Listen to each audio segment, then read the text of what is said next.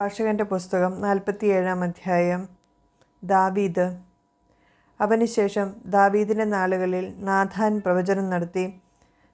സമാധാന ബലിയിൽ വിശിഷ്ടമായ കൊഴുപ്പെന്ന പോലെ ഇസ്രയേൽ ജനത്തിൽ നിന്ന് ദാവീദ് തിരഞ്ഞെടുക്കപ്പെട്ടു. അവൻ കോലാട്ടിൻ കുട്ടികളോടുകൂടെ എന്ന പോലെ സിംഹങ്ങളുമായും ചെമ്മരിയാട്ടിൻ കുട്ടികളോടുകൂടെ എന്ന പോലെ കരടികളുമായും കളിയാടി.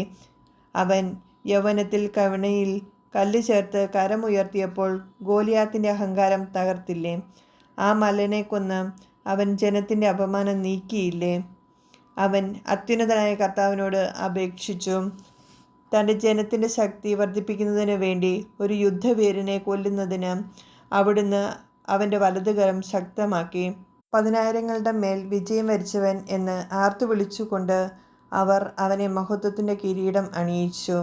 കർത്താവിൻ്റെ അനുഗ്രഹങ്ങളെ പ്രതി അവർ അവനെ സ്തുതിച്ചു. ചുറ്റുമുള്ള ശത്രുക്കളെ അവൻ തുടച്ചുമാറ്റി. എതിരാളികളായ ഫിലിസ്ത്യരെ അവൻ നശിപ്പിച്ചു. ഇന്നും അവർ ശക്തിയറ്റവരായി കഴിയുന്നു.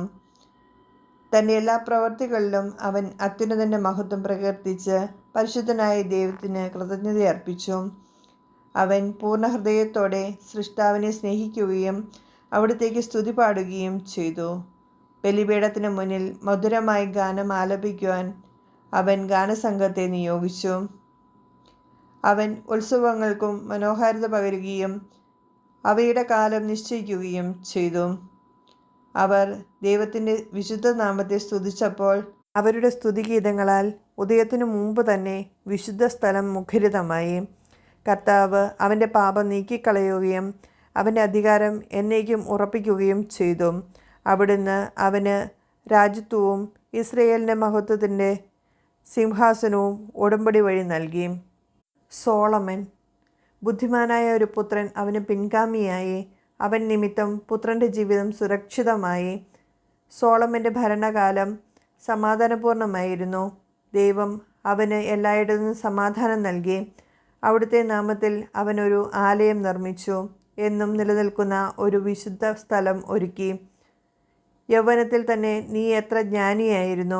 നിന്റെ ജ്ഞാനം നദി പോലെ കവിഞ്ഞൊഴുകി. നിന്റെ ജ്ഞാനം ലോകമാസകലം വ്യാപിച്ചു.